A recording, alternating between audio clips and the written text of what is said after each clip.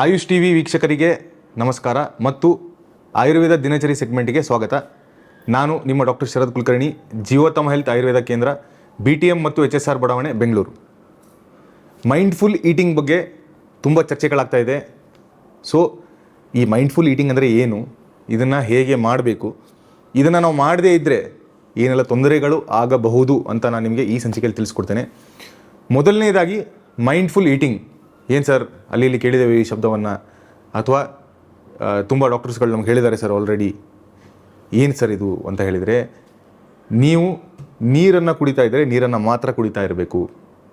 So ನಾನು ಇದನ್ನೆಲ್ಲ ನೋಡ್ತಾ ಇದ್ದೆ, ನಮ್ಮ ಯಾವುದೋ ಇಸ್ಕಾನ್ ಒಂದು ಬುಕ್ಕಲ್ಲಿ ನೋಡ್ತಾ ಇದ್ದೆ. ನಾನು ನೀರು ಕುಡಿತಾ ಇದ್ದರೆ ನೀರನ್ನು ಮಾತ್ರ ಕುಡಿಬೇಕು, ಊಟ ಮಾಡ್ತಾಯಿದ್ರೆ ಊಟವನ್ನು ಮಾತ್ರ ಮಾಡ್ತಾ ಇರಬೇಕು, ಕೆಲಸ ಮಾಡ್ತಾಯಿದ್ರೆ ಕೆಲಸವನ್ನು ಮಾತ್ರ ಮಾಡ್ತಾ ಇರಬೇಕು ಅಂತ. ಏನು ಸರ್ ಹಿಂಗಂದರೆ ಅಂತ ಹೇಳಿದರೆ, ಮೈಂಡ್ಫುಲ್ ಅಂದರೆ ಕಾನ್ಷಿಯಸ್ ಆಗಿ ನಾವು ಮಾಡ್ತಿರುವಂಥ ಕಾರ್ಯಗಳನ್ನು ಮಾಡಿದರೆ ಅದಕ್ಕೆ ಏನು ಬೆನಿಫಿಟ್ಸ್ಗಳಿರುತ್ತೆ, ಫಲ ಇರುತ್ತೆ, ಅದು ಜಾಸ್ತಿ. ಹೇಗೆ ಅಂತ ಹೇಳಿದರೆ, ಇವಾಗ ನಾವು ವರ್ಕ್ ಫ್ರಮ್ ಹೋಮ್ ಕಲ್ಚರ್ ನೋಡ್ತಾ ಇದ್ವಿ ಲಾಸ್ಟ್ 2.5-3 ವರ್ಷ 4 ವರ್ಷ ಆಯಿತು, ಅಥವಾ ಇತ್ತೀಚೆಗೆ 2020, 21, 22 ನೋಡ್ತಾ ಇರುವಾಗ ಈ ವರ್ಕ್ ಫ್ರಮ್ ಹೋಮ್ ಕಲ್ಚರ್ ಏನಿತ್ತು, ಆ ವರ್ಕ್ ಫ್ರಮ್ ಹೋಮಲ್ಲಿ ಊಟ ಮಾಡುವಾಗಲೂ ಕೂಡ ಲ್ಯಾಪ್ಟಾಪ್ ಮುಂದೆನೇ ನಾವು ಕೂತ್ಕೊಳ್ತಾ ಇದ್ವಿ, ಅಥವಾ ನಮ್ಮ ಕೈಯಲ್ಲಿ ಮೊಬೈಲ್ ಕಂಪಲ್ಸರಿ ಇರ್ತಿತ್ತು ಊಟ ಮಾಡುವಾಗ, ಅಥವಾ TV ಮುಂದೆ ಇರ್ತಿತ್ತು. ಸೊ ಈ ರೀತಿ ನಾವು ಏನಾದರೂ ಊಟ ಮಾಡ್ತಾ ಇದ್ದರೆ ಅದು ಮೈಂಡ್ಫುಲ್ ಈಟಿಂಗ್ ಆಗಲ್ಲ, ನಾನ್ ಮೈಂಡ್ಫುಲ್ ಈಟಿಂಗ್ ಆಗುತ್ತೆ. ಅಥವಾ ಯಾರ ಜೊತೆನೋ ನಾವು ಮಾತಾಡ್ಕೊಂಡ್ಬಿಟ್ಟು ಕೂತ್ಕೊಂಡಿದ್ದೇವೆ. ಸೊ ನಾನು ನಿಮ್ಗೆ ಮುಂಚೆನೇ ಹೇಳ್ತಾ ಇದ್ದೆ, ಆಯುರ್ವೇದದ ಪ್ರಕಾರ ಆಹಾರ ಅಂತ ಹೇಳುವುದು ಒಂದು ಹಬ್ಬ. ನೀವು ಹಬ್ಬವನ್ನು ಹೇಗೆ ಆಚರಿಸ್ತೀರಾ ಅದೇ ರೀತಿ ಪ್ರತಿನಿತ್ಯವೂ ಪ್ರತಿ ಬಾರಿಯೂ ನೀವು ಏನು ಆಹಾರವನ್ನು ಸೇವನೆ ಮಾಡ್ತಾ ಇರ್ತೀರಾ ಅದನ್ನು ನೀವು ಆಚರಿಸ್ಕೊಂಡು ಬಿಟ್ಟು ತಿನ್ನಬೇಕು. ಯಾಕೆಂದರೆ ಅದರಿಂದನೇ ಆರೋಗ್ಯ, ಅದರಿಂದನೇ ಆಯುಷ್ಯ ಅಲ್ವಾ.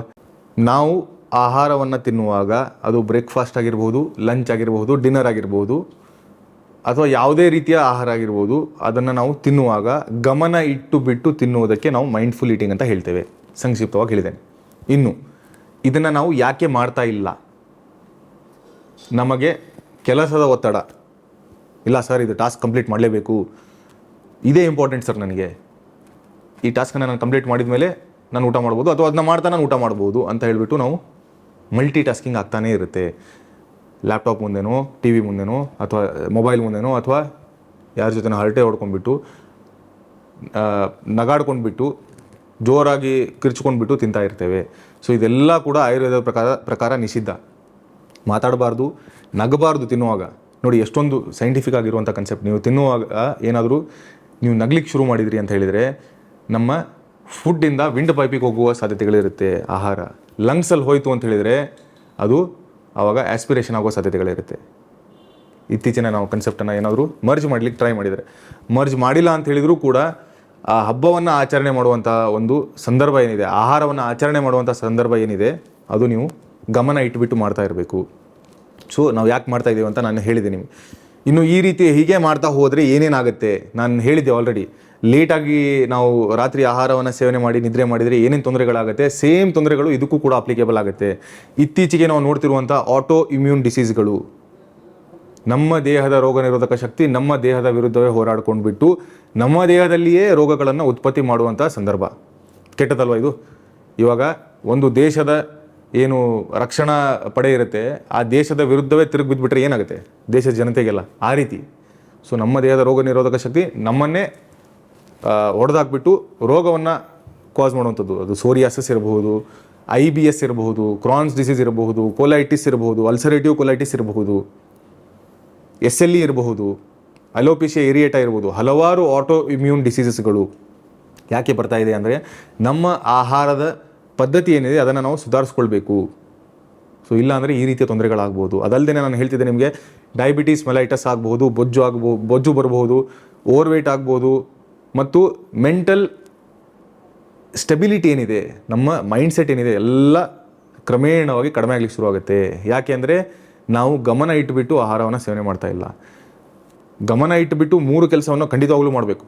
ಮೊದಲನೇದು ಆಹಾರ ಸೇವನೆ, ಗಮನ ಇಟ್ಟುಬಿಟ್ಟು ನೀರನ್ನು ಕುಡಿಬೇಕು, ಗಮನ ಇಟ್ಬಿಟ್ಟು ಉಸಿರಾಡಬೇಕು.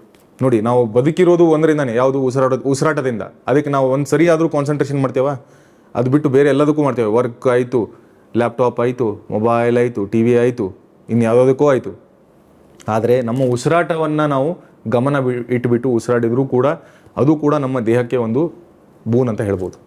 ಸೊ ಈ ಮೈಂಡ್ಫುಲ್ ಈಟಿಂಗ್ ಅಂತ ಹೇಳುವ ಏನು ಸಂಚಿಕೆ ಇತ್ತು, ಇದರಲ್ಲಿ ಸಿಂಪಲ್ ಏನು ಸ್ಟ್ರಾಟಜಿಯಪ್ಪ ಅಂತ ಹೇಳಿದರೆ, ನಾವು ಆಹಾರವನ್ನು ಸೇವನೆ ಮಾಡ್ತಾ ಇರುವಾಗ ಆಹಾರವನ್ನೇ ಸೇವನೆ ಮಾಡಬೇಕು, ಆಹಾರವನ್ನು ಮಾತ್ರ ಸೇವನೆ ಮಾಡ್ತಾ ಇರಬೇಕು. ಅದು ಅದು ಬಿಟ್ಟು ಬೇರೆ ಯಾವುದೂ ಕೆಲಸವನ್ನು ಮಾಡ್ತಾ ಇರಬಾರ್ದು. ನಾನು ಹೇಳಿದೆ ನಿಮಗೆ, ಬರೀ ಟಿ ವಿ ಅಥವಾ ಮೊಬೈಲು ಅಥವಾ ಲ್ಯಾಪ್ಟಾಪ್ ಅಷ್ಟೇ ಅಲ್ಲ, ನಾವು ಸುಮ್ಮನೆ ಹರಟೆ ಹೊಡ್ಕೊಂಡ್ಬಿಟ್ಟು ಅಥವಾ ನಕ್ಕೊಂಬಿಟ್ಟು ಅದು ಕೂಡ ಮಾಡಬಾರ್ದು. ಇದು ಕೂಡ ಒಳ್ಳೆಯದಲ್ಲ. ಸೊ ಈ ಸಂಕ್ಷಿಪ್ತವಾದ ಸಂಚಿಕೆಯಲ್ಲಿ ಮೈಂಡ್ಫುಲ್ ಈಟಿಂಗ್ ಬಗ್ಗೆ ನಾನು ನಿಮ್ಗೆ ತಿಳಿಸ್ಕೊಟ್ಟಿದ್ದೇನೆ. ಈ ಒಂದು ಸಂಚಿಕೆಯನ್ನು ನೋಡಿದ್ದಕ್ಕೆ ತುಂಬ ಧನ್ಯವಾದಗಳು. ಮುಂದಿನ ಸಂಚಿಕೆಯಲ್ಲಿ ಮತ್ತೊಂದಿಷ್ಟು ಹೆಲ್ತಿಗೆ ಸಂಬಂಧಪಟ್ಟಂಥ ಟಿಪ್ಸ್ಗಳನ್ನು ತೊಗೊಂಡು ಬಂದುಬಿಟ್ಟು ನಿಮ್ಮ ಮುಂದೆ ಬರ್ತೇನೆ. ಅಲ್ಲಿವರೆಗೂ ಎಲ್ಲರೂ ಸ್ವಸ್ಥರಾಗಿರಿ ಮತ್ತು ನಗ್ತಾ ಇರಿ. ನಮಸ್ಕಾರ.